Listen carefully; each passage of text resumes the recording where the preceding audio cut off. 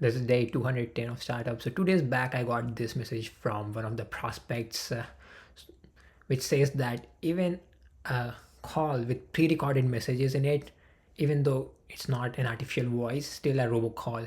Now my software is about for the salespeople who are making cold calls to be able to play some of the portions of the scripts where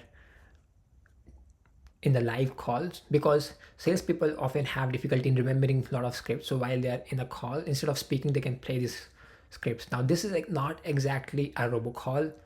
Well, intuitively we all understand that, but because of this kind of definition in the law, does my startup also fall in the robocall category? So of course this message is just a message on WhatsApp, so I wanted to actually check out what is written in the law documents. Coming to the actual law document, this is the Telephone Consumer Protection Act, section 227, which is about the things that we are discussing. And this act is not even actually new. This act here says very clearly that it will be unlawful inside United States to initiate a telephone call using artificial or pre-recorded voice to deliver a message without the prior express consent of the call party. So even a 2008 law actually prohibits us from using pre-recordings in the actual call. So yeah, this actually makes my software, the using of my software, illegal unless the caller already has the permission, which will be of course never the case.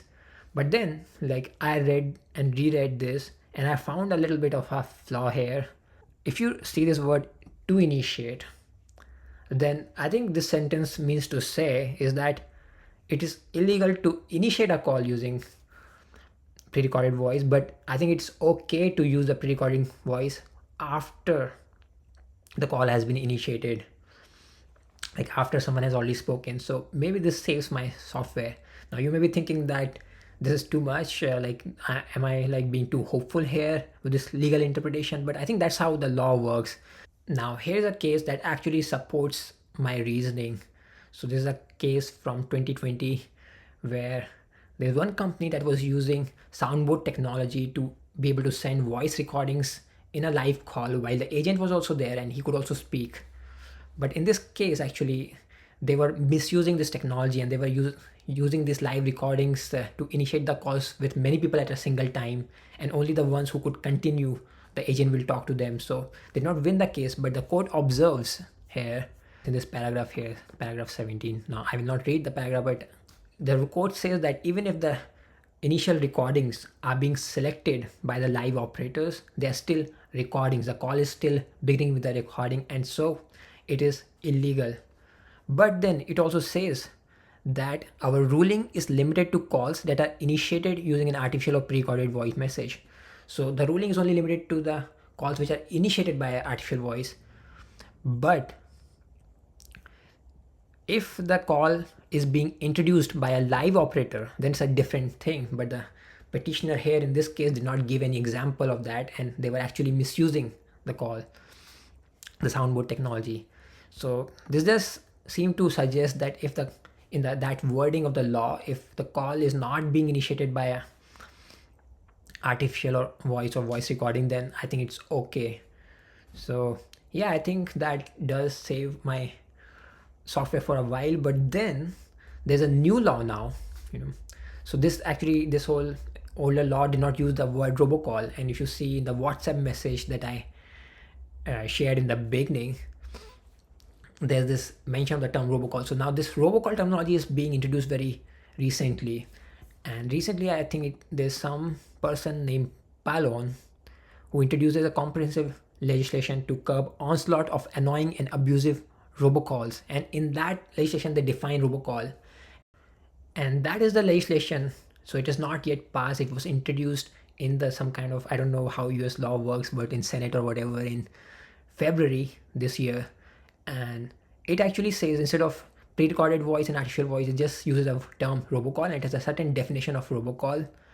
And then it says that any kind of robocall to a residential line is illegal. And now I will actually show what is the definition of robocall according to that law, new law. So this is the text of that bill, which is not yet a law, but it will soon be probably. And here it defines in general, the term robocall is a call made using an equipment which can call stored or generated numbers. So an equipment which can do auto dialing, that it can store numbers and just call all of them one by one. Or again, not and, but or a system that uses artificial or pre-recorded voice or an artificially generated message. So yeah, according to this definition, my system again will fall into robocall. But being 100% more critical now, focus on this word in general here. So this is a definition that is true in general, but this actually does leave scope for my system. Now again, before you think I'm being too hopeful here with the in general here, I must show you that this is not by chance. Like, this in general is there by purpose. So I asked ChatGPT, why do legislation sometimes use in general in definitions? So legislation sometimes use in general definitions to provide flexibility and allow for a broader interpretation. So it does want to allow for avoiding rigid interpretation or unforeseen circumstances, inclusiveness. So yeah, it does, like, I think the law here is using in general because it does understand that the technology can move in directions where it may need for more flexibility. So here's a letter from FTC responding to some company that asked whether it's okay to use a software like ours where live agent and recordings are used in such a way that the conversations that look very natural to the third party who's listening. And in this case, FTC says that, it says somewhere here that yes, it was illegal. It was considered bad because they converted the recordings were considered bad because they converted telephone from an instrument for a two-way conversations into a one-way device for transmitting advices. And if you are addressing these concerns, then it's okay. So in this letter, in the response, FTC said that it's okay. It's a letter from 2009, but 1 year down the line, they revoked this statement and they said that they were wrong to say this because the present use where people are seek this clarification, they have actually misused this kind of clarification of STC to actually make floods of calls where one agent was talking to many people at the same time using these recordings.